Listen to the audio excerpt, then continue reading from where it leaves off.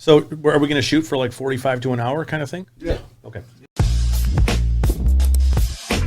All right. How you guys feel about the crotch shots? Everyone feel comfortable? Oh, yeah. You want extra sock? Yeah.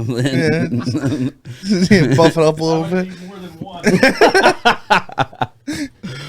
What up, though, ladies and gentlemen? Welcome back to a special episode of the Woodward Heavyweights. You always do that. Yeah. When I'm What up, editing, what up, what up, what up, I'm like, what yo, I up? just want to do the intro, but I got to go to the two-shot because you're Yeah. always pointing. But this is actually, do we call this episode 11 or just a special like draft inaugural Both of them. thingy? Episode 11, draft special. All right. Well, if you guys haven't noticed, we are joined today by NFL draft expert Scott Bischoff. Yo, Hi, there's no such thing as a draft expert. the one and only. Carrying on. That's true. Moving along. That's true. Scott, is your dream job like to be like a GM?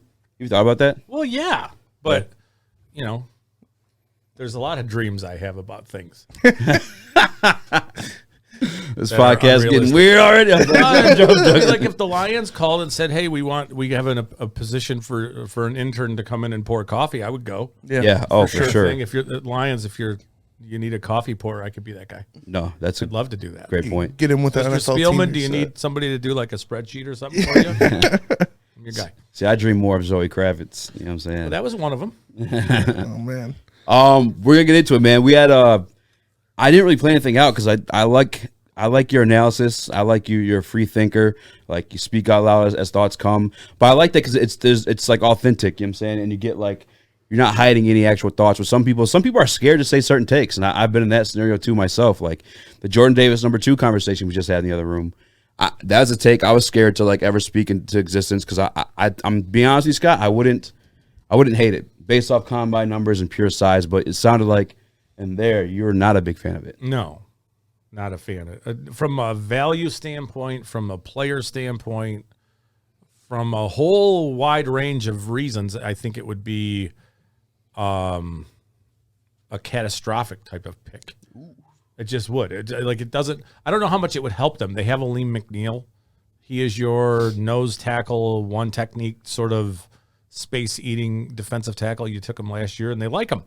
I don't know. I mean, this isn't 1990. This isn't like the way the Chargers built their defense or the Steelers.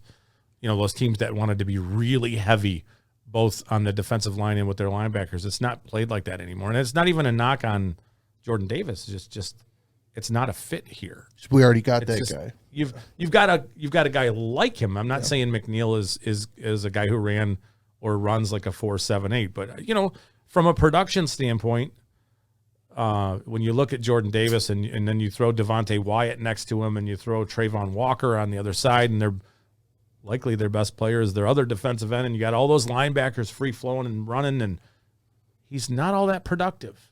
Now, sometimes production can come in the form of pressure and squeezing the pocket and push and making a quarterback, you know, get off his landmarks and go. That's productive.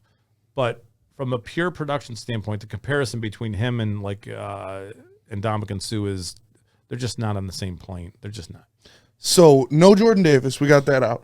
If the Lions stay at 2, if they don't trade back, you know, hypothetical here, who could you see as grabbing? We've heard Kyle Hamilton. We've heard, you know, whichever defensive ends there, if one gets taken before that. We've heard Malik Willis talk. Like, who could you honestly see us grabbing with that 2 pick? Everybody you just said. Yeah.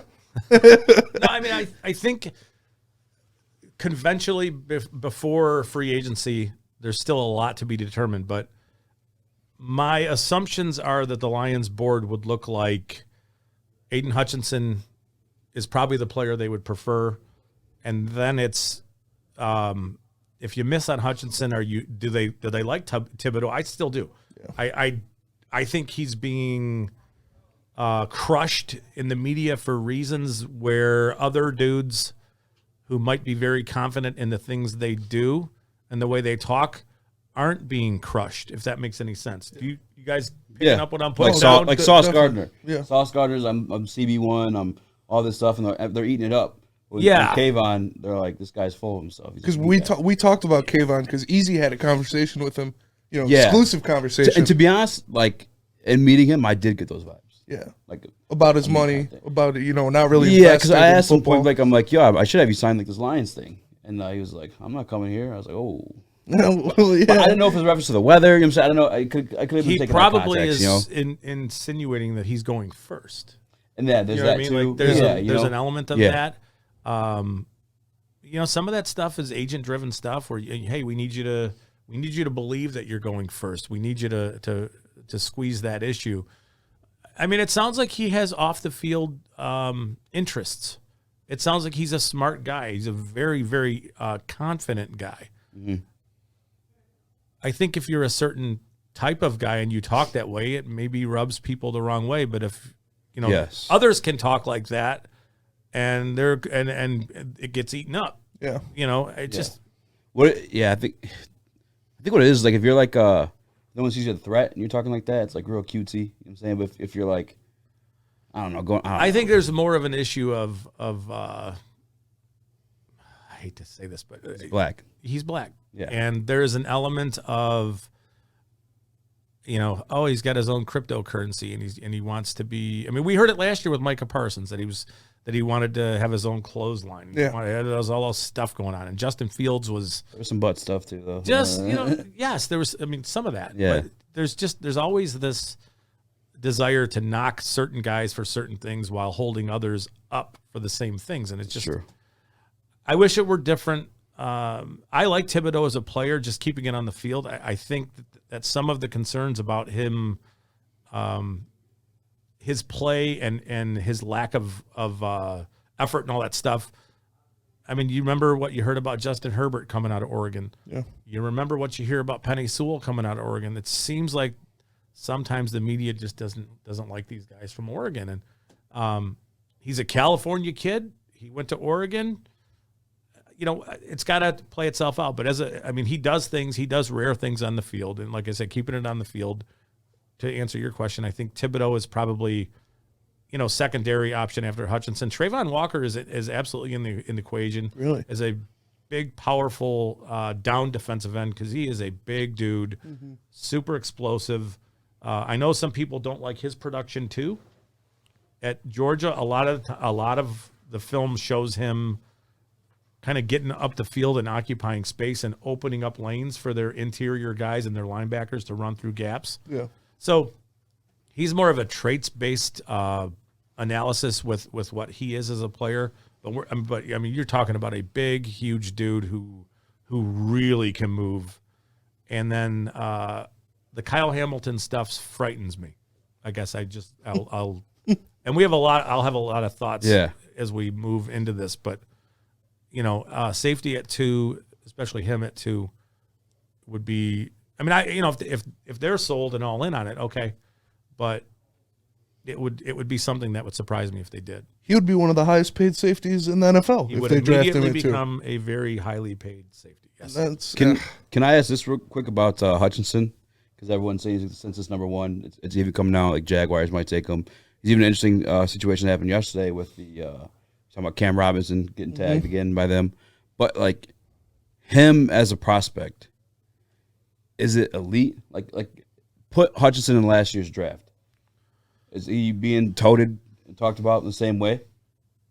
Not at 2 overall, no. But I mean, some of that's quarterback inflated last year. There was a bunch of quarterbacks who went early, but I don't know that he would have been in the top 10 range last year.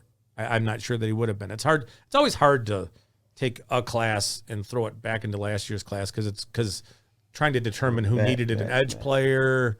You know what I mean? Like it's just, it's a complicated thing to do. But from a talent perspective, he's a really good prospect. It's just is he on the level of like what Myles Garrett was a few years ago? No. Yeah. I mean, but he's in this class and he is, I think, the safest defensive end player in this class. So I agree. Are the arms as big of a deal the as T-Rex everybody's arms. making it out to be? Everybody's talking about Yes. these tiny arms. they can be, but they're also helpful at times too. Yeah. You guys All want right. to just do the Hutchinson thing and get it over with right now? Yeah, let's talk about T-Rex arms. let's I, get- I went down the list of like the top 5 like sack leaders in the past 5 years, and then last year's the only guy to have 32-inch arms and actually still bigger than Hutchinson's was Hendrickson, and obviously Donald. So Hendrickson is the perfect comp for what Hutchinson is as a player. That's what I thought too. But then Hutchinson's also 6'7". Yeah. And Hendrickson's, he's big, he's tall too, but Yeah. So just getting into what Hutchinson brings to the table, it's obviously you see the effort, you see the relentlessness, you see the size, you see everything that he brings, and then getting into the subtlety of what he does and the things he does well. And almost everything he does is predicated on his quick feet and his ability to move and get to spots on the field quicker than tackles think he'll get there. So when you hear the the idea that he's only a power rusher, and you look at him and you see the things he does that are pretty refined with his hands, I think there's an element of advanced hand usage that he brings to the table because he needs to be able to win with his hands because he does have short arms. Mm-hmm. So there's your difference between what Thibodeau does, which is turning the corner with quickness and speed, where in college he hasn't necessarily needed to develop great hands. Yeah. Because he's quick and he's around the corner before anybody gets their hands on him. But some people don't even touch him. It's like it was sometimes, quick. Yeah.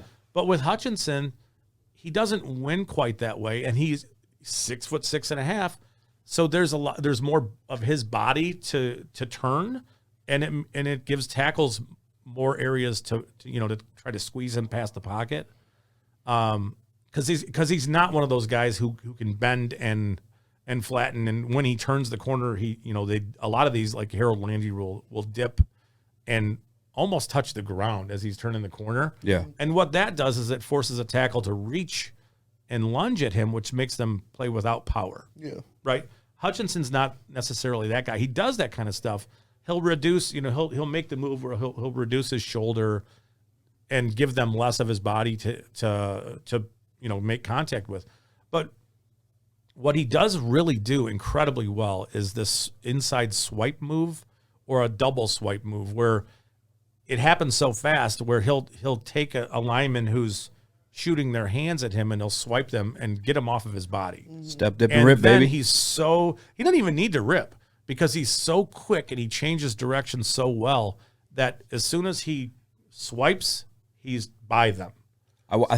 I watched his film because we were reacting to a Pro Bowl player saying that he only has that one move. So I wanted to watch some film, and I saw it when he takes the inside shoulder or something like that. Yeah, so it's just this quick swipe. Get the like if he's going out wide, he'll swipe with his his outside hand and keep the tackle's outside hand off of him. Yeah, and then when the tackle resets, he's past him. Just attacking the hands. It happens over and over and over, and he's great at it. So when you see his ability to use his hands to keep himself clean, and then you look at, like, this is where the combine is important. You look at his 3-cone time and his shuttle time, and you see the change of direction and his ability just to move laterally. And then you see the hand usage. And then this is where the short arms actually help him. So when he does go to power, just think of it from a perspective of a bench press. Is it easier for him to bench press with shorter arms or longer arms? Shorter arms. So when he didn't bench press because his arms are too short to reach the bar. I'm just kidding. So when he initiates with an offensive tackle and he gets there before the tackle thinks he's going to, the tackle isn't latched on. Yeah. So Aidan Hutchinson's into his chest. The tackle's hands are really off of his body. Yeah. And it's easier for him to it's literally a bench press. He bench presses the guy off of him because he does have shorter arms, and then he's a very aware player. Mm-hmm. So you see him press and look into gaps and find the ball. So in some ways, the shorter arms are helpful for him. Yeah. Believe it or not, that's probably why he's more of a power rusher because it's why the power rush for him does move. Yeah. So with power rush, it's all about leverage, and if you want to see how a player can create leverage, it's when his hands are above his eyes. That's it. So for him, he'll initiate contact, drop his head a little bit, and he'll make contact, max it out, and all of a sudden, tackle is now off balance, out of position, and that's how he wins. Yeah. But it's not just power. There's a lot of hand usage.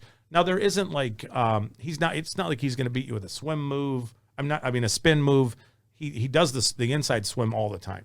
He does it all the time. Yeah. He'll set you up, and it's fun to watch him because he'll beat you with speed, beat you with speed, and then he'll take that one step outside, like a jab step, tackle oversets, boom, inside. Yeah. And in that scenario, if he's he'll swipe with his inside hand to keep the tackle's inside hand off of him, and he's in the backfield. So I see a lot of that stuff. Obviously, we talked about the bull rush. There's a lot of inside swim. I'm just looking at my notes. Yeah. There are some times where he's so quick that he can. Sorry, what are you doing? I was trying to get closer to you. You? To you. You personally? That's kind of. I was looking at the levels. When I talk, I get yellow. When you talk, it stays green. So maybe I'll just talk quieter. Do you want me to talk louder? Yeah, I guess so. Just so okay, I'll try to talk louder. I'm sorry. No, you're fine. Taking his mic out, bro. I know it's terrible. Sometimes he's so quick that he can make the swim move happen without even being touched. Mm-hmm. So I don't know how we're looking at that and seeing only a power producer. Yeah, there's power elements of his game, but but everything he does is predicated on his foot quickness and getting to spots where he's there sooner than tackles think. We all have seen the Ohio State rep where he puts the guy on his ass. I think it's Thayer Munford. Yeah. That happens because that tackle is not prepared for Hutchinson to make contact with him yet, and his his weight's all on his heels, and it's just easy for Hutchinson to run through him. It is. And that's an impressive play. He is consistently always the first guy moving on Michigan's defensive line. Mm-hmm. Oh, always. And even with Ajabo. Yeah. Hutchinson's if you freeze it, he's always moving first. His bend is great at the top of his rush. For a tall guy, he can do it. Yeah. He can bend. He can turn the corner. He just doesn't bend like the rare guys do, but he's 6'6.5". Again, he consistently does a really good job of keeping the tackle's hands off of him, and he makes first contact all the time with the swipe move. Yeah. And it works for him. That's how you win reps, first contact. Now, going forward into the NFL, we're going to see what happens with him when a tackle with long arms locks him up. And what is his move at that point? Because I think he could struggle a little bit if the speed and quickness and the power doesn't work, then what? But you can say the same thing about almost every edge player that there is. What happens when the moves you like and the moves that work for you don't work at the NFL level, then what? Right? And some guys shut it down. Some guys are cool just to hang there. I don't see Hutchinson as that type of guy. I think he's a relentless player. You can see him chase stuff down from the backside. So, I mean, I think there's a lot of things to like about his game. But the idea that he's a one-trick pony sort of guy who's only going to win with power, I think is both interesting because I understand where it comes from. Mm-hmm. Because when you see this stuff that's power, it's eye-popping. Yeah. It is.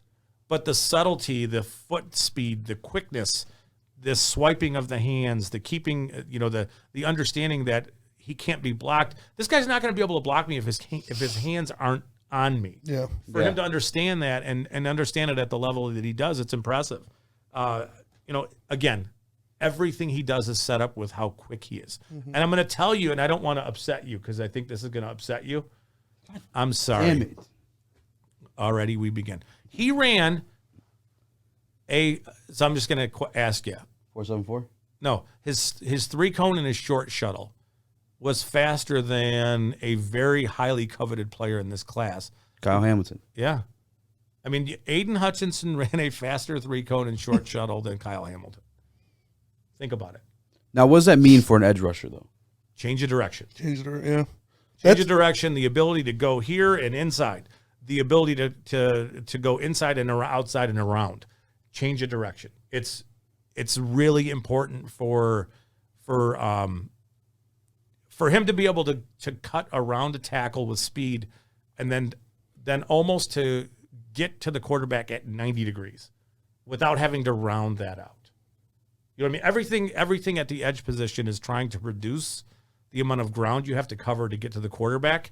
And if you can beat a tackle and then turn to the quarterback at 90 degrees or sometimes even sharper and bend there, it's less ground for you to have to cover, and it gets you to the quarterback quicker.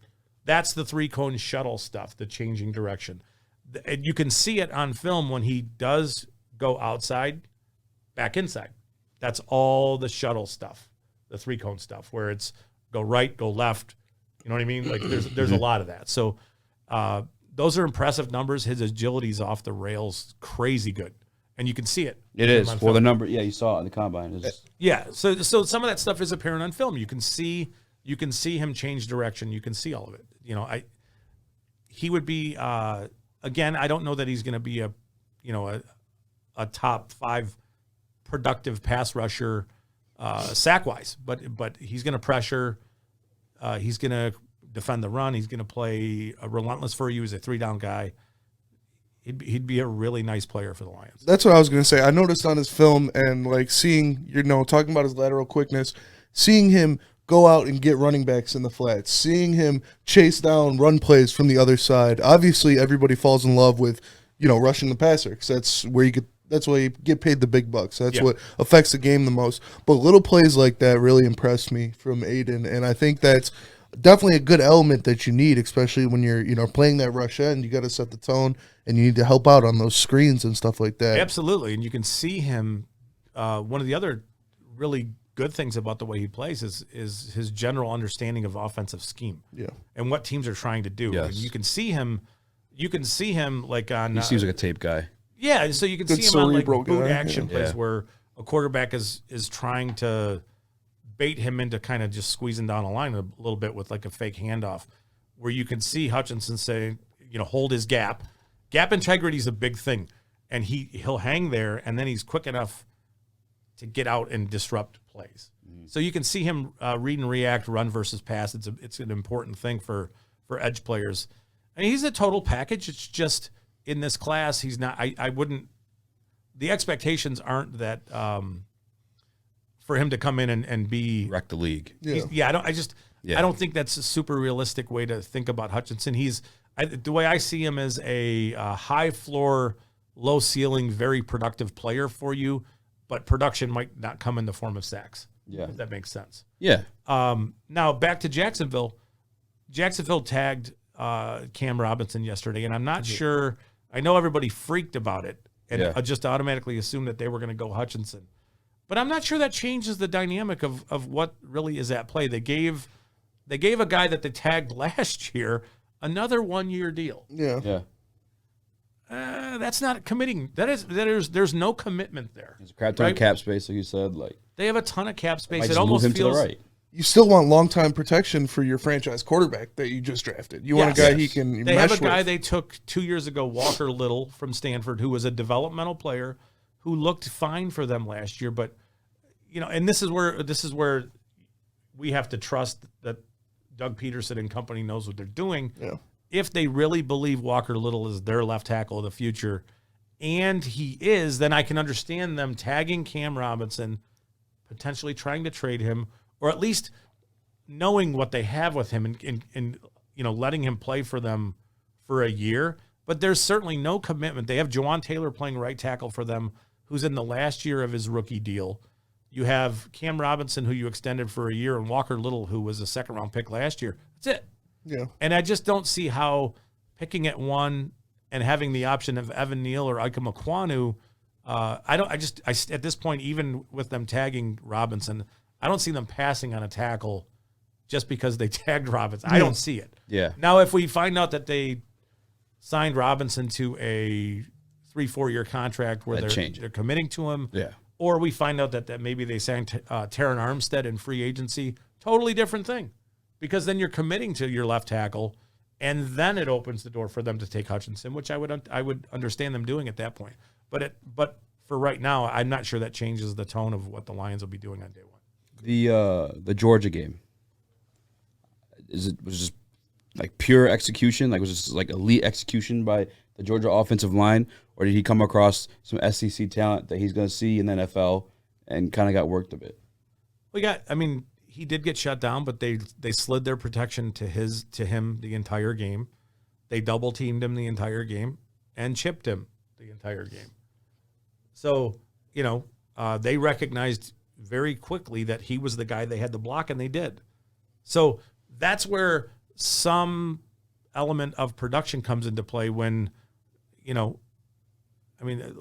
why aren't we talking about Ajabo disappearing against Georgia? Well, that's what I was gonna say. I was gonna say, is that knock on Ajabo then? Like, and I get the game is new to him. He's only what, like 3, 4, 5 years into playing football. Yeah, but some of it is, the speed at the SEC level, the size, all that stuff. And right when you talk Michigan about, just got worked. I mean, it's just they got destroyed. They did. And they have these guys, like they have premier guys that are being talked about in the first 2 rounds of this draft too. Yeah. So I was like, that's kind of weird because Georgia's strength definitely wasn't their offense. No, but it was the strength of their team offensively is their offensive line. So So when you tell a pretty good SEC left tackle that you're sliding protection and you're getting help on his inside shoulder from the guard, and he's just got to worry about getting beat outside, and then every once in a while chipping with a running back on the outside shoulder, it makes their job easier. Yeah. So, and it doesn't mean that Hutchinson had a great game against Georgia. It just, there are some explanations there. I think you can say similar things about Kayvon Thibodeau in the Pac-12 championship game against Utah and their left tackle, who is a really intriguing developmental player. Yeah. But he locked up Thibodeau. He did lock him up. But some of this stuff is what is Oregon asking Hutchinson to do? I keep saying that. What is Oregon asking Thibodeau to do, and how did that limit him as a player? And we need to understand that component of it too. And that's why when it comes to the Jordan Davis talk, I understand like gap responsibility is like, his thing, just command and double team so the edges can clean up. Like, because there is value in that. I mean, Vita Vea.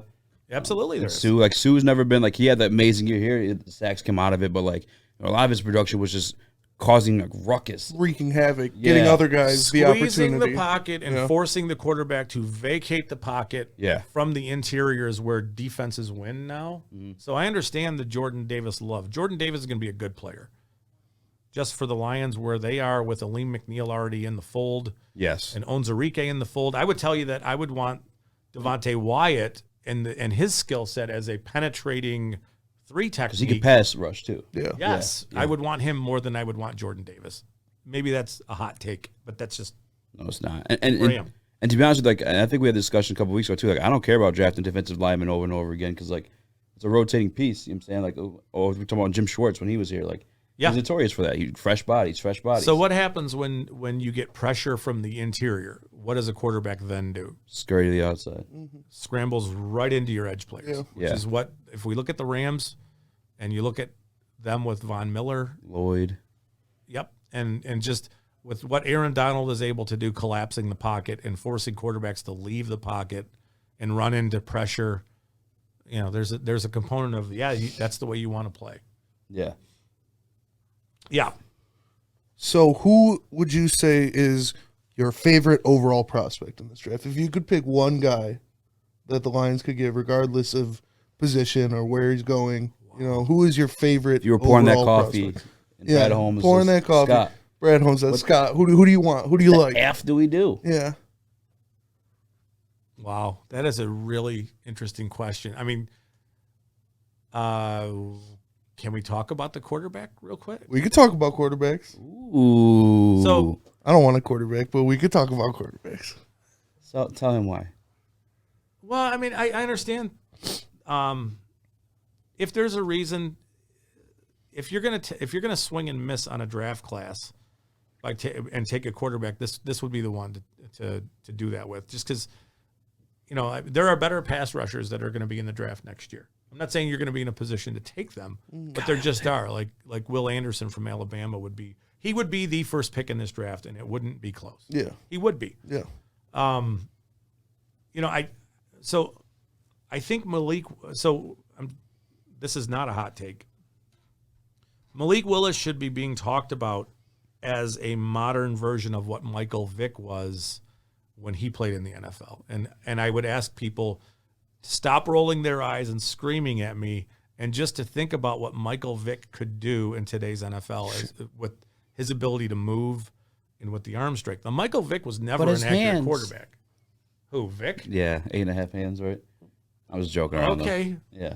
But so Willis ran Vic ran 4.34 at 210 pounds. Jesus. That's insane. Malik Willis last year at 210 pounds ran a 4.38. Malik Willis is in the process of playing a bit of a shell game with his weight and his speed, I believe it's why he didn't run the 40 at the combine, because he was 220 pounds. He's not going to be, I don't think he's going to weigh in at his pro day, but he's going to be down around 210 pounds, and he's going to run in the 4.35 to 4.4 range. And we need to be talking about him like a Michael Vick-like player, because he does have arm strength like that. And there are reasons to not want him, just because there is some He's raw. rawness as in reading things, but then there was some surprise things that he did at the Senior Bowl, where you listen to Mark Brunell talk about him getting to his like fourth progression in a passing play, and it's very impressive stuff. So his deep ball looked beautiful. So it's tough for quarterbacks to really stand out from each other at the combine. They all look similar, right? Yeah. Willis looked different than everybody else at the combine. The way he throws the ball, the way the ball comes out of his hand. I mean, there's a lot more in quarterbacking than just saying, okay, launch it 70 yards in the air. You have to play with touch. You have to play with nuance and subtlety and all those things. And he's got to develop some of that stuff in his game. But when you look at just raw tools, he is super exciting as a player. Now, I don't know that I have a player that I would pound the table for at 2. I mean, you want Hutchinson. Mm-hmm. I still like Thibodeau. I think Thibodeau can be a very productive pass rusher. I would say that Thibodeau's upside is higher than what Hutchinson's is. It's just not. He's not as safe a player as maybe Hutchinson. But that's a good question. It's something I'd have to think about. If you're telling me he's Michael Vick, I would take Malik Willis at 2. He has Michael Vick stuff. I know you're not branding him as Michael Vick, but no, but I mean he does have Michael Vick like stuff, and it's like you'd bring him in, and he would sit for a year behind Jared Goff, and it allows you to then grab quarterback of the future, because the reality is that all these quarterbacks are just swings. They just are. And the more opportunities you take to try to fix that position going forward, the likelier it is that you find the player that you need going forward, and you're doing it at 2 without giving up anything in the future, right? So you still have pick 32, you still have pick 34, you still have 2 first-rounders next year. You can build and develop and all those things. I don't think the Lions are in a position next year to get up to where quarterback 1 or 2 is next year. And I don't know they're going to be in a position to be able to get there without giving up a ton of capital. And there's no guarantee that the teams that are up there that are even going to want to trade out. Yeah. So this idea that you just build and develop, and then next year you get your quarterback is a little bit, I think, a little bit misfounded, because there's no guarantee that you're going to be in a position to do that next year. You are this year. It's just you're doing it with a player that most people consider to be a very raw player. I don't think he's nearly as raw as some do. So I like him more than others, but I also understand the hesitant nature in which you'd want to approach him. I get it. And I'm not a fan of giving up capital in the first place unless like you're in a Rams position where the team's already built and you just need a one piece. I'm saying that when a situation like us where we're building, it makes no sense to give up capital, because each one of those picks you possibly get up an Aaron Donald or like you're just giving up a possibility of someone who could be great. You're giving up a building block for sure. Yeah, that's why.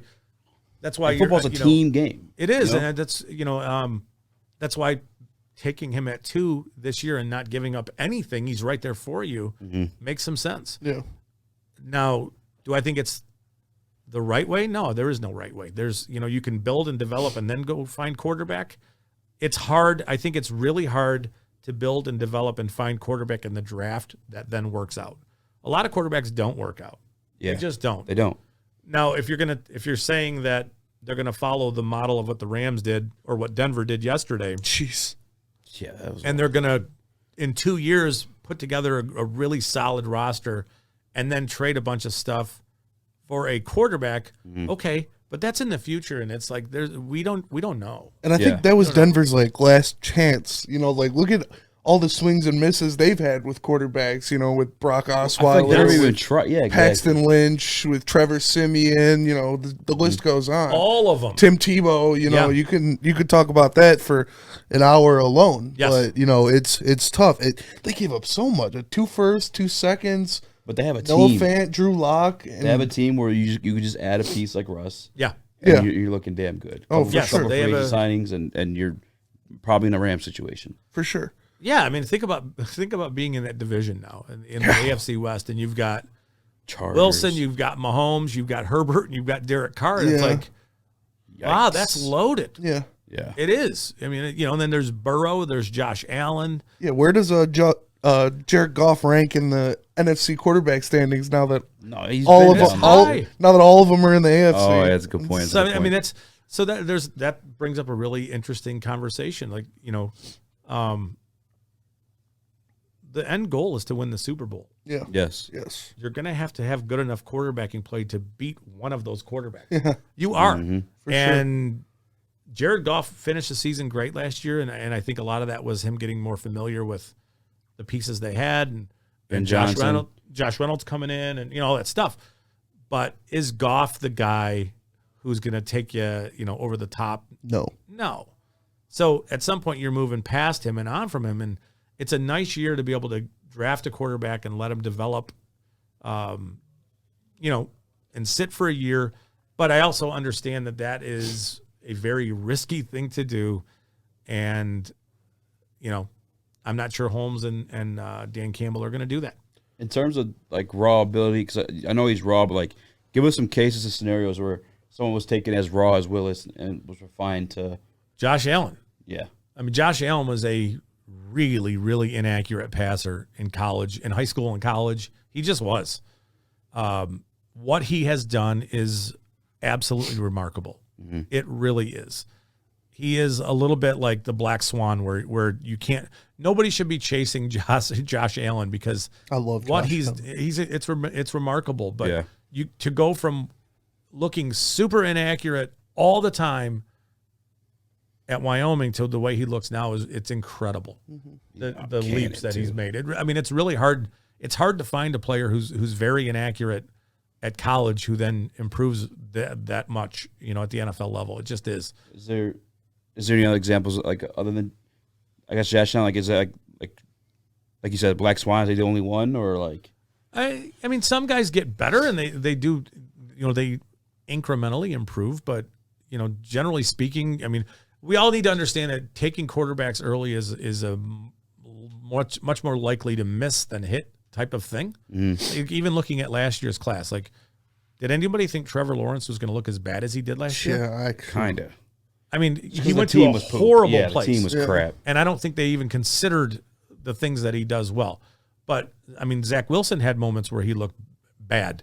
Yeah. Yes. Trey Lance didn't play last year. Justin Fields did not look good last year for the majority of. I mean, we had the one game, the game against us, and the game before that. The game before that got destroyed. The game against us was really his best game. Yeah. So I mean, it takes time, and again, the teams that are winning are teams that have, look at Mahomes and the Chiefs going up to grab Mahomes and trading away assets to go get him. I mean, that's worked, right? The Deshaun Watson thing is its own separate thing, but Deshaun Watson is a great NFL quarterback. He is. There was a trade for them to go up and get him. Teams have to be bold to go get their guys. And everybody thinks that Mahomes came out and was this perfect prospect. No, a lot of people did not like him at all. Yeah, behind Alex Smith. A lot of people didn't like Deshaun Watson coming out. He sat so there's a lot of that. Everybody's going to reconfigure the quarterbacks, and the ones that worked, everybody loved, and the ones that didn't work, nobody liked. And it's kind of one of those things. But I think we should be operating like the Lions are not taking quarterback, and if they do, it'll be a bit of a stunner. Yeah. I will tell you that Malik Willis's character is off the charts, and all the things that he needed to do at the combine and meetings and all those things. He's legit. You're kind of selling me on Malik Willis too here. I don't want to do that because I don't know if it's fair to him, and I don't want to make it sound like I'm trying to sell Willis. These are the things that he brings. Yeah. He also brings a ton of risk, like a ton of risk. Yeah. Where with Hutchinson, just safe. He's a safe, high floor player. I think you could bounce him around too. I feel like Hutchinson could play inside. Kyle JJ Watt did for a little bit. So I don't think it's realistic to think that Hutchinson played at 260 pounds at Michigan. He didn't.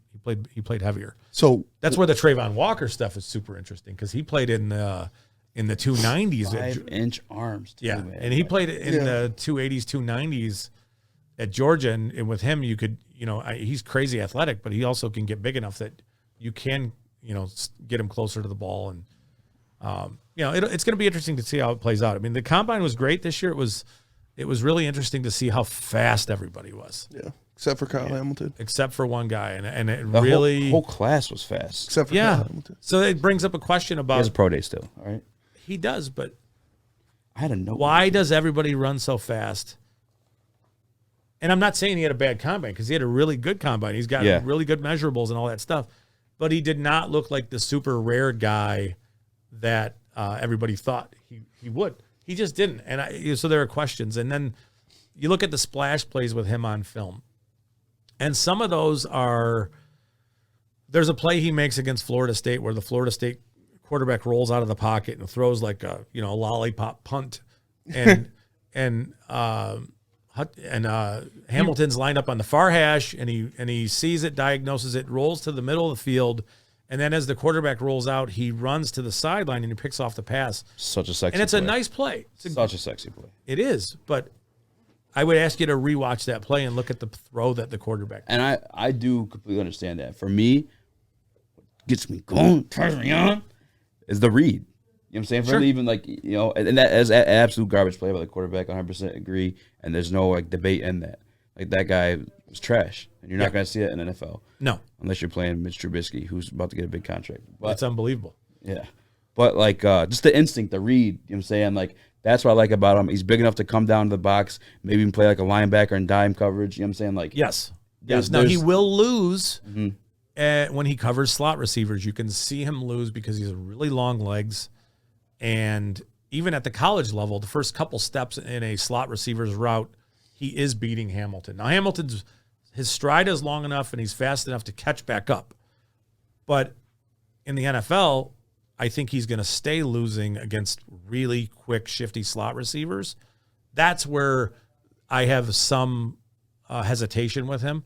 I also don't know that, the read he makes from the middle of the field, teams don't necessarily play safeties like that anymore. Yeah. Yeah, he plays that single high. And there's not a lot of single high looks. So, but I mean, he's a really good player. He's also a player where I don't think there's a lot of insecurity with what he's going to bring. I think you can figure out things for him to do where, he'll be fine. It's just at 2, I don't know. I don't think so. I hear you. The thing with me at 2 with it was we're year 2 of a rebuild, and a lot of things are still going to be addressed. Yeah, and I feel like he can be a key star piece at some point down the line. We still have 2 picks next year's draft. We still have the free agency where we're most likely going to get rid of Goff's contract next year, depending on what we do at quarterback. Yeah, which actually that's probably my next question. I'm just making my case for Hamilton, but I'd think of a JOK or Isaiah Simmons with elite coverage ability. And I feel like that'd be something sexy to have in a defense. So I don't know that he does have elite coverage ability. I'm not sure if he does. I think it's more he's got crazy range, elite athleticism, and I mean he's a crazy good athlete on film. And it was interesting because he looks so much better than the way he timed, and he timed really well, right? And I'm not knocking him to say that Hutchinson ran a better 3-cone and shuttle time. I'm saying it. You're saying it a second time. You get it. Hutchinson's freaky good there. Yeah. I think that I don't know that he does have outrageous coverage skills. I think there are moments where he does. I think he's big enough to where he could play against tight ends, which is good.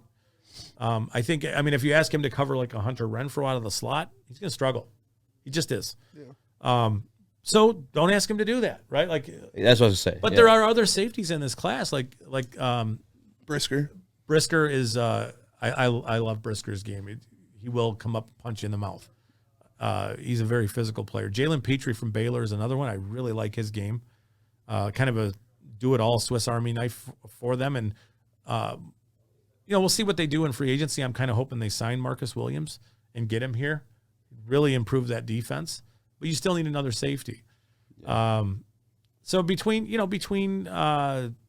Sign and Brisker and Hamilton and Petrie and maybe a few others, there's a lot of safeties in this class, making up for the lack of cornerbacks in this class. Mm-hmm. Which Ahmad Gardner from Cincinnati is cornerback 1, and then there's a group of maybe Andrew Booth could be, but I've heard he's not going to run great. which is the reason why he doesn't run at the combine. Stingley, I've heard some off the field stuff about him. If you package together his good stuff, yeah, he should be a top 10 pick. We'll see. I think if anything, the combine kind of exposed some of the weaknesses of the class, but also the strengths of the class. The D tackle class is loaded. Yeah, lots of wide receivers. There's a lot of talk about the Lions addressing receiver with pick 32, but I would tell you that I think they're in a better position right now than they were a year ago when they ignored the position until round 4. Yeah. Now if they really like a guy at 32, that's different. It's fine. But, with Amon-Ra developing the way he did, Cephas coming back, re-signing Josh Reynolds, having Hutchinson back, there's got to be a conversation about Hutchinson at some point. Not today. Yeah. I took a tight end in one of my mock drafts. People were like, there's really good value in the middle of this draft at tight end. Yeah. There's good players, not great players. Ruckenhart or whatever his name is, the guy from Ohio State. Yeah. I mean, in the middle of the draft, there's value, but so I mean, I think I'm at this point before free agency, it's edge with 2, safety at 32 or 34 in that range, and then there's a wild card pick in there somewhere. 34. You could see him trade 32. I could see that being something they desire to do. Mm-hmm. A team coming up for a quarterback who they may have missed early, or because teams love that 5th year option for quarterbacks. I mean, I don't know if you guys want to get into the combine, but there's a bunch of tackles who look good at the combine. Yeah. Evan Neal did not work out, but like Ike Mekwonu looked good. Charles Cross looked good. Those guys are really good athletes. They're fine players. Evan Neal, the picture of him is ridiculous. I mean, the picture Skinny of him, fat thing. He's 337 pounds. I don't know where it is. Yeah. I mean, I know it's in his lower half, but still, I mean, and I think he'll look good at his pro day. Zion Johnson is going to play guard, and he's a really smooth, polished player. He's a really interesting player. Is guard something the Lions should be looking at with Big V possibly getting cut? I mean, maybe, but not at 32. I think you can get guards later and get guys who are plug and play types. Yeah. It's not a priority position. Okay. So I mean, there's that kind of stuff. There's some interesting linebackers. Maybe we talk a little bit about Nakobe Dean and what might be happening there. Yeah, I think there's talk that he needs to have about him because I was looking at the measurables and you gave me the game on his 40. Yeah, so I've heard that he's not going to run nearly as fast as people think. Yeah. And it makes some sense what he does. I mean, it's almost a little Malik Willis like okay, he measured at 229 pounds, so that's a number that's on the board. Mm-hmm. I think he's going to measure with shorter arms than what teams really like at the linebacker position, but he's going to get down to 215 to 220 and run faster than he would have. Yeah. But I don't know that it's going to be lightning fast like the way some people have talked about him, and that would be the reason to not work out at the combine. So there's a game that gets played with some of this stuff. He's a really good player. He is very quick to diagnose and all those things. It's just when you're playing at Georgia behind Devontae Wyatt and everything that's in front of you, Jordan Davis, yeah, and you've got wide open lanes to run through to fill gaps and make plays, you are going to look better than you do at the NFL level. And we've seen it over and over and over with linebackers that look like that come to the NFL early and they struggle. Just because they got to take on blocks. And he's smaller too. This team just needs a linebacker. This team needs a linebacker. And there's linebackers here. I like the speedster guys. Yeah, especially in today's NFL, it's pass. But the speedster dudes are guys who, generally speaking, are going to struggle to play with gap integrity. Mm-hmm. And now, when I say gap integrity, think about Jared Davis sort of being in the wrong gap and having a running back just run by him. Yeah, right. So what you get with a speed linebacker, you give up in some ways because some of their run fits aren't great. Some of these guys are lightning fast, like Asamoah from Oklahoma. Yeah. Troy Anderson measured, he ran like a crazy fast 40, but he's super raw. He played quarterback and running back until like 3 years ago. So he's not. I mean, he's very much a developmental player, but you're giving up you're going to struggle against the run with these smaller guys. And then you want then you're looking at those guys, and they need to be coverage players for you. And they're, some of these guys are limited in coverage. They're not all there. Yeah, linebacker. I like. There's a linebacker from Wisconsin, Leo Chanel. Yeah. I do. And I think he's got great size, and really interesting ability to pressure the quarterback. Now, he's not a player you're going to drop in coverage. Yeah, that's why I think he's more of like a rusher. Yeah. I mean, but he's impactful on third downs because he can blitz. He can do lots of things. Where you don't want to drop him off the ball. But, I think we have to let Derek Barnes kind of simmer and grow as a player. Barnes. I really like Derek Barnes. Yeah, he was a really interesting pick when they took him. Devin Lloyd did not have a great combine. I was going to ask you because that's the linebackers I like before combine over Nakobe Dean. I hate to admit to you, Spence, but Brandon Smith and Devin Lloyd. But Devin Lloyd didn't have a great combine. Brandon Smith, I'm actually curious to get your take on him. If you could. I can talk about Lloyd a little bit. I think he, when you look at his play, there are like lots of instinctive things that he does really well. One of the things that stands out with him is he doesn't really take false steps. So you can get away with a guy who doesn't measure great when his instincts are off the charts, right? So my run fit is here and my gap fit is here, and I need to be there, and I'm there, and I don't take a false step. So I would tell you that a guy who runs 4 or 5, but might take some false steps here or there, is slower to get to a certain spot on the field than a guy who runs mid 4 6s but doesn't take false steps. Okay, it's the same thing for corners, the same thing for safeties. If a guy runs 4-3 but is a false step guy where you can see him go in the wrong direction, it doesn't matter how fast he is. He's not recovering in time. Yeah. So with Lloyd, I think Lloyd's a very instinctive player, a very interesting prospect, where I don't so much care about what he runs in the 40 because you can just see it work on the field. Yeah. With some of these other guys, like the Georgia linebackers, I have concerns about all of them just because how much open space they had to run through to make plays. None of them had to take on blocks. Yeah.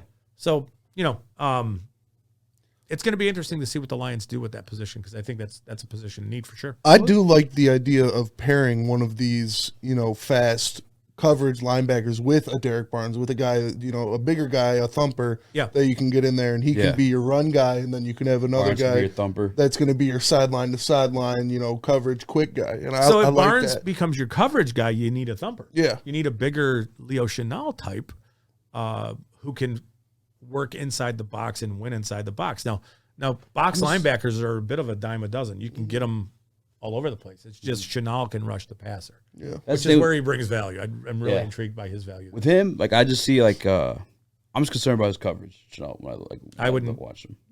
I get it. Don't ask him to be in coverage.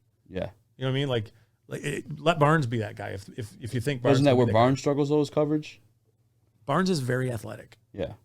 And, generally speaking, linebackers who aren't great he's in not coverage. Terrible, but he's not great. Yeah, but, I mean, it harkens back to when the Lions asked Jared Davis to cover Zeke Elliott out of the backfield, out of the slot. Why are you doing that? Yeah. You know what I mean? Just setting the guy up for failure. Yes. Yeah. So that's where the extra safety comes into play. Mm-hmm. Bring a coverage safety here and you play 3 safeties. Yeah. You draft so with Nakobe Dean, I think I would view him as a bit of a extra safety player more than a linebacker. That's like awesome. Yeah, that's like the speedy guys. Yes. Channing Tindall I like, but all those Georgia guys I'm nervous of. Yeah. Even Sign, I'm not even considering him just because of that. No, I would him because I think he brings a lot of explosive abilities from the safety position with the ability to cover and to come up and thump. Yeah. Which is kind of what you want if you are going with a 3 safety look, because what you're doing is you're adding a more athletic player who can thrive in the box, which is really what the Lions would be in a position to need going forward. It's not not so much that they need a really good coverage linebacker. I mean, you do, but if you're going with a 3 safety look and 2 corners, and that's the kind of the tone of what you're doing in that scenario, you need 2 linebackers. So if we sign Bobby Wagner, that would be pretty cool. That happened yesterday too. I don't know if he would come here. I don't think he would either. You know, I mean, I think he would require a ton of money, and We don't have that. they're not money to give him. contending. You know, I can't imagine him doing that, but He's gonna sign with Denver.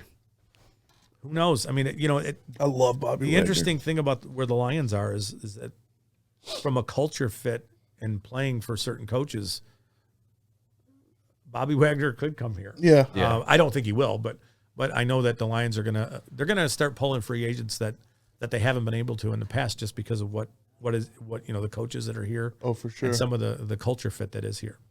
Man, I love Bobby Wagner. But getting back to He's been yeah, incredible the for best a very long linebacker time. in the NFL for a very 5 long years, time. you know? Yes. At least. Yep. And getting back to, you know, combine stuff and draft stuff, I like receivers. I obviously think we need a receiver. You know, it's a pretty big hole we need to fill. And I would like to see us trade back and get one of these top flight guys, one of, you know, the Drake Londons, one of these guys that's going to be there at, you know, 10 to 15 that we could scoop up. Eazy hates it. He's a receivers or a dime a dozen kind of guy, and you know, you can obviously we know that, you know, Holmes builds his whole reputation off of that, off of waiting and taking these guys late. But how do you see the receiver class shaking out, really? So I think there's a group that are really good. Some of them come with injury baggage, like Jamison Williams. If he's there at 32, I'd love him. Yes. If he's at 32. Yeah. Screaming to make that pick. Drake London reminds me a lot of Kenny Galladay, where a lot of where he wins is a kind of above the rim type stuff. Yeah. And Jared Goff is not a quarterback who's going to put the ball into a situation to allow him to win. Now, are you drafting receivers for Jared Goff? I don't think so. No. But, you know, London doesn't win the way Cooper Kupp or Amon-Ra. yeah, he doesn't win the Yeah. way in which Jared Goff needs a player to win. Jared Goff needs a speedy guy that's already open versus throwing a guy open. So he needs to see it before he throws it, and he doesn't have great arm strength to just rip it in there. So he needs the security of knowing that a player is going to be where he's supposed to be, and that he is open, and then he'll throw him, you know, the ball. Yeah, he's not like Stafford where he's going to throw a guy open down the field. That's not Goff's game. So I mean, there's a group that I think are very interesting. Drake London is interesting. Treylon Burks is super interesting for his I size. do like him a lot. He's a monster. Yeah. And you know, there's a lot of talk about him testing poorly, but you know, he's a 225-pound guy. Yeah. I like Jamison Williams. Chris Olave is interesting to me. Again, we're talking at like more at pick 32 than moving up. Yeah. Or moving back and then taking one. I think I'm missing a few. Robinson, did you like his numbers out of the combine? Wandell, the Kentucky kid. I think he's fine. He has super short arms, and he was short, but he's a wrecking ball with the ball in his hands. So he's interesting. More like round 3-ish kind of a player. Sky Moore. Sky Moore is Moore, super Bell. intriguing for what he is as a player, and he blocks. David Bell is one of those guys where his 40 time almost doesn't matter. I'll compare him a little bit to Keenan Allen, where he's a really good route runner and he's super instinctive, and he's just a really good football player. Just, like, I don't really smooth out care. there. He is, and I don't really care that he ran a little bit slow. He's a player that you can get at 66, kind of thing, where you'd be more, and that's kind of like the Brad Holmes type of thing.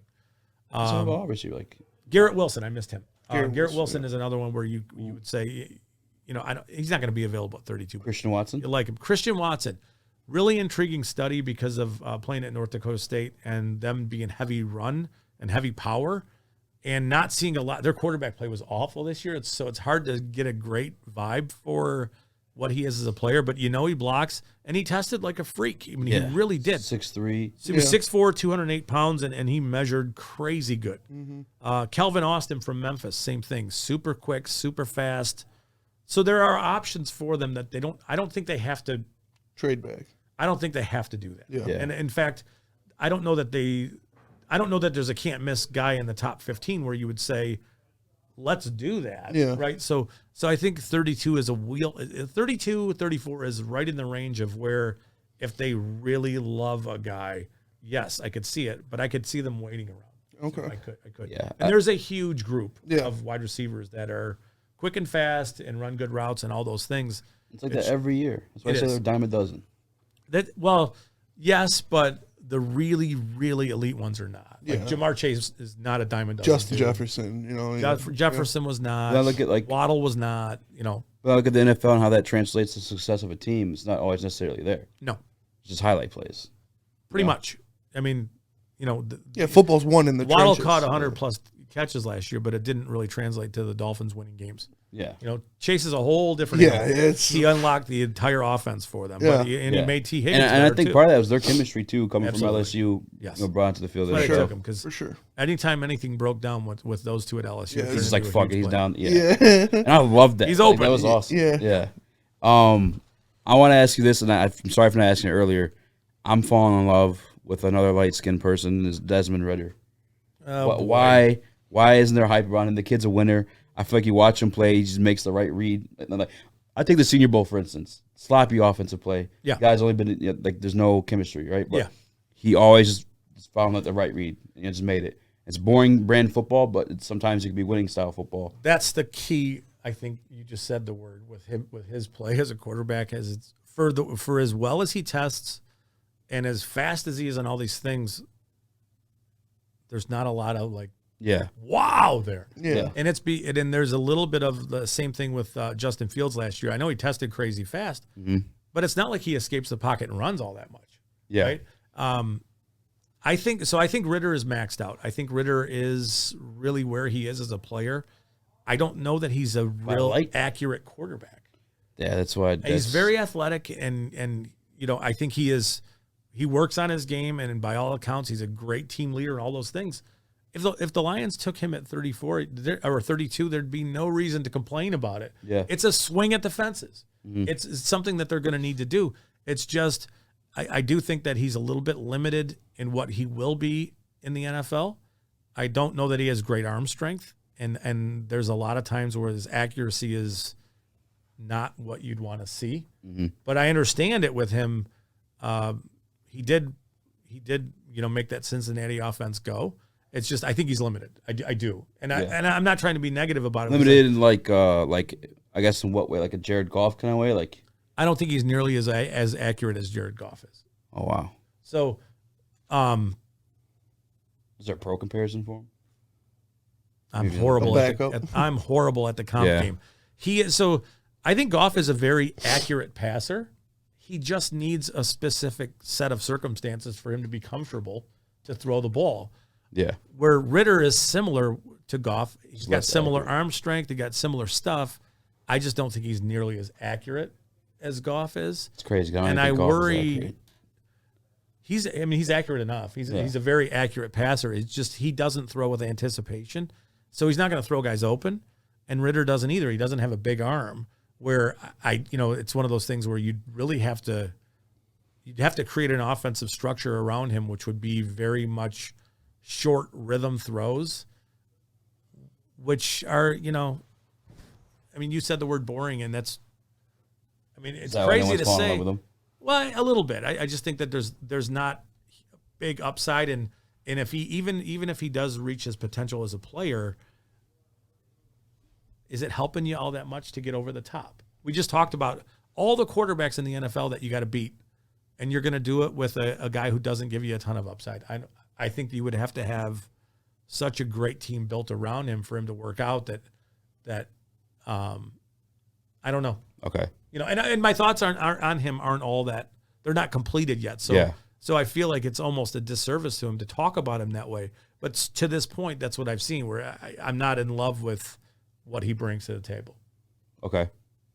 And the same thing could be said for a lot of these quarterbacks. Like Kenny Pickett, I don't know how any team that has to contend with weather is drafting. I don't understand it. The hand size thing is a big deal. Yeah. It just is. It is a huge deal. What about Vic? Vic had the 8.5 hands. Okay. Vic ran what he ran and was explosive in a variety of ways, and he played in Atlanta in a dome. Yeah, You know what I mean? So, if you're drafted, I know that Kenny Pickett played at Pittsburgh, which destroys the narrative I just put out there, but they're not playing into December in college. You know what I mean?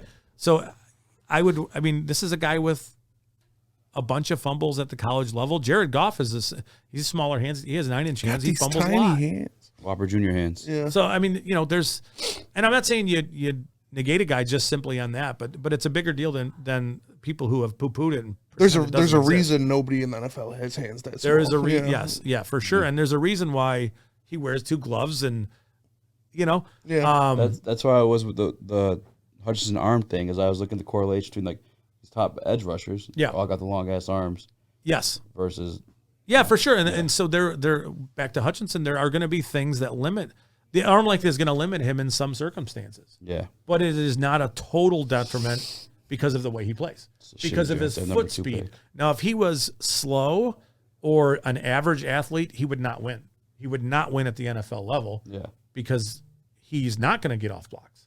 But he's an elite athlete. But because he has so much athleticism and so much ability to change direction, he can.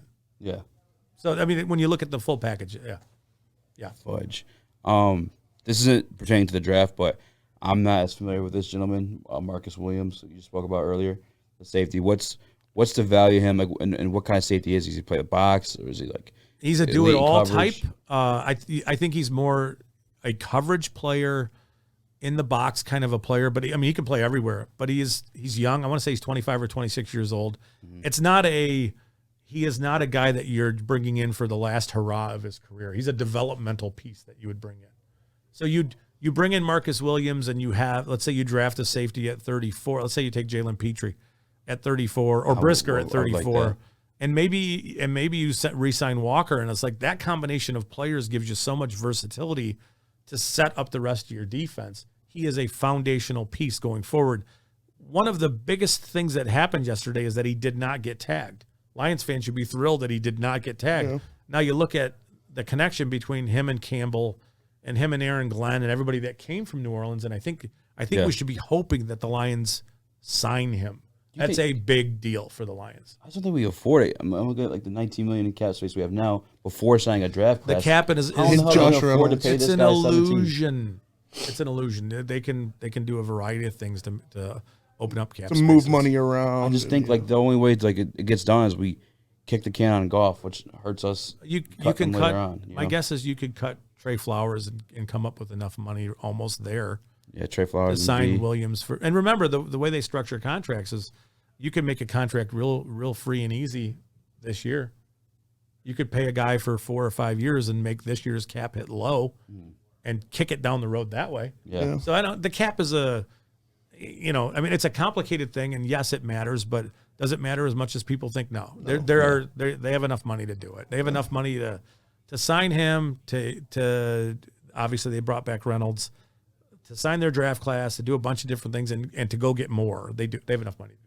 And then I guess because we're going to put this episode out, and this is like fresh news anyway, so I want to get it in. Josh Reynolds, $12 million, 2 years, obviously incentive heavy. Ignore the 12. Okay, yeah, because I went freaking crazy. That's all I saw when I first saw the if he goes bananas and hits the $6 million mark, he will have been well worth it. Yeah. Right? I mean, so that's, I think realistically, it's probably more like in the 2 year, 7 to 8, 9 max range.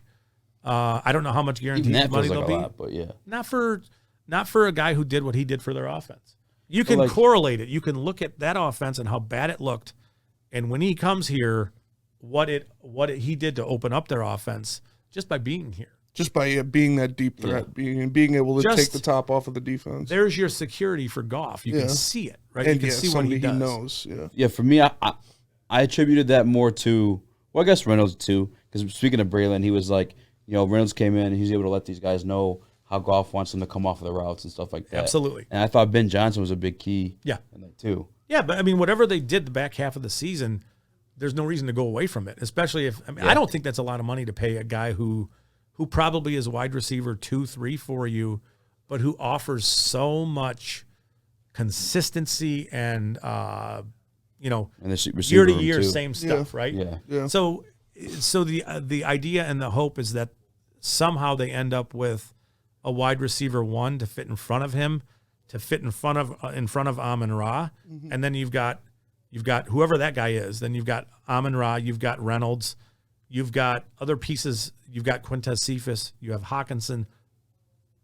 Pretty good offense. Pretty good offense. Really good offensive line. DeAndre Swift, all Jamal those running Williams. backs. Yeah, Lions have pretty good offense. You think we get a running back this year with Swift getting close to that contract? I wouldn't Sixth want them round. taking running back unless it was late. Yeah. Kenny Walker and Breece Hall are running back 1A and B. And it's kind of like, I love ice cream. What kind of flavor of ice cream do you want? Yeah. I don't care. Just give me ice Just cream. give me a bowl of ice Chocolate, cream. vanilla, Yeah. we're good. Yeah. Whatever. Oh yeah. Those guys, that's what those guys are. That's the cream of the crop. It's just like everything else. I wouldn't be looking at running back early in it. You can find guys late. Yeah. Yeah. They have their pass catching weapon. They have Jamal Williams. My assumption is they're going to use him, and they have Craig Reynolds. Netflix. They have. Yeah. They're okay. You're actually, Craig Reynolds is actually a great point to make. I want to, so I asked Twitter, what do you guys want us to ask Scott? And I want to get these in. I gotta pee. All right. Yeah, I was going to say. oh, yeah. I'm sorry. I drank like 1,000 No, gallons of you're water. good. Can I go pee real quick? Nope. I'll wait. We'll All right. we'll Let me fin- see. we'll I'll pick finish the good up ones. I'll here. pick the good ones. Yeah. Let me get there. I apologize. Oh, you're good. And then we'll finish it up. All right. First question. Do you like me? Circle yes or no. Do I like you? I'm just kidding. All right. After we sign a wide receiver, Circle no. I still want to get a high level prospect. We already talked about that. If Hutchinson goes 1, we kind of talked about that. It's obviously Thibodeau at that point or Willis. The interesting thing, if Hutchinson does go 1, it does open the door to potentially move down a few spots if team loves offensive tackle 1, which they might.